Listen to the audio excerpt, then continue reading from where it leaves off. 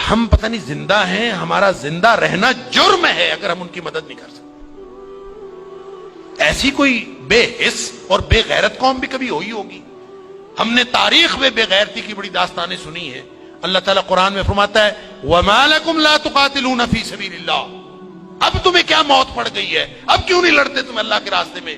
وَالْمُسْتَضْعَفِينَ مِنَ الرِّجَالِ وَالنِّسَاءِ وَالْوِلْدَانِ الَّذِينَ يَقُولُونَ رَبَّنَا أَخْرِجْنَا مِنْ هَذِهِ الْقَرْيَةِ ظَالِمِ أَهْلُهَا، پوری دنیا پر ظلم کی داستانیں ساری دنیا دیکھ رہی ہے۔ مسجد اقصیٰ کو آگ لگا دی گئی ہے، ہماری بچیوں کو، بہنوں کو، بیٹیوں کو وہ اپنے گھٹنے کے نیچے لے کے بیٹھے ہوئے ہیں، تصویریں سوشل میڈیا پر شیئر ہو رہی ہیں، بچے چھوٹے چھوٹے قتل کیے جا رہے ہیں، کسی کو غیرت نہیں آ رہی۔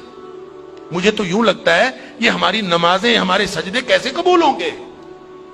ہم جو مجرم ہیں جو آرام سے بیٹھے رہیں، کیا کریں؟ بے بسی کی انتہا ہے۔ میرا دل یہ کر رہا تھا کہ میں پاکستان کے جو حکمران ہیں، اگر 58 اسلامی ملکوں کے حکمرانوں کو تو ہم کچھ نہیں کہہ سکتے، اپنے ملک کو حکمرانوں کو تو کچھ کہہ سکتے ہیں کہ حکمرانوں اور فوج کے سپہ سالاروں، اگر تم ان کی مدد کر سکتے ہو تو کرو، ذمہ داری تو تمہاری ہے۔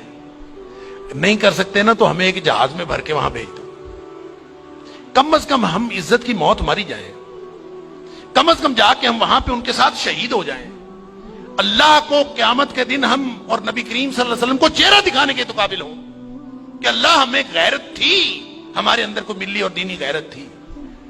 تو دعائیں ہو رہی ہیں، وہ کوئی کہہ رہا ہے کہ اللہ تو کو ابابیل بھیج دے اور ان کی مدد کر دے، کوئی دعائیں کر رہا ہے، کوئی دعائیں کر رہا ہے۔ اس طرح کے لوگوں کی دعائیں اللہ قبول کوئی نہیں کرتا۔ دعاؤں کے لیے بھی غیرت کی ضرورت ہے۔ آپ پہلے قدم اٹھائیں پھر اللہ سے دعا کریں۔ وہ بیچارے ساری ساری رات وہ لڑتے ہیں ان کے سامنے، دعا تو ان کی ہے، اور اللہ نے یہ آزمائش میں سمجھتا ہوں ان کی نہیں ہے، وہ تو جنتی ہیں، وہ تو انشاءاللہ بخشے ہوئے ہیں۔ آزمائش یہ باقی ساری دنیا کی ہے، ہم ان کی وجہ سے مجرم بن رہے ہیں۔ اللہ تعالیٰ معاف فرمائے۔ تو یہ جب قاری صاحب پڑھ رہے تھے تو مجھے خیال آ رہا تھا کہ اللہ ان بیچاروں کے پاس طاقت نہیں ہے، وہ پتھر اکٹھے کر کے بیٹھے ہیں، توپوں بندوقوں کا مقابلہ پتھروں سے کیسے ہوگا؟ یا اللہ تو ابابیل بھیج دے، اور تو جس نے ابرہہ کو اور اس کے لشکر کو تباہ و برباد کر دیا تھا، اللہ اس دور جدید کے ابرہہ کو جو ہماری مسجد اقصیٰ کو تباہ کرنے کے لیے آیا ہے اور پوری ملت اسلامیہ دہشت گرد پھر مسلمانوں کو کہا جا، بدبخت پوری دنیا میں بدترین دہشت گردی کرتے ہیں اور پھر بات کرتے ہیں مسلمانوں کی دہشت گردی کرتے ہیں۔ میں تو سمجھتا ہوں پورے 58 اسلامی ملکوں کو اعلان جنگ کر دینا چاہیے، لڑتے لڑتے مر جانا چاہیے، اس زندگی سے وہ موت بہتر ہے۔ ہم نے کیا کیا ہوا ہے؟ کیسی زندگی، کیسا دین، کیا کلمہ پڑھا ہوا ہے ہم نے، کیسی قرآن کی باتیں، کیا قرآن کے دروس۔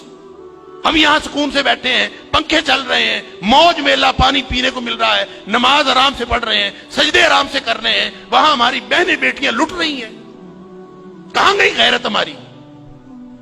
انا للہ و انا الیہ راجعون۔ مجھے تو یوں لگتا ہے کہ شاید یہ ہمارے آرام سکون سے کیے ہوئے سجدے بھی کہیں جرم نہ بن جائیں۔ اللہ تعالی ہم سب کو معاف فرمائے۔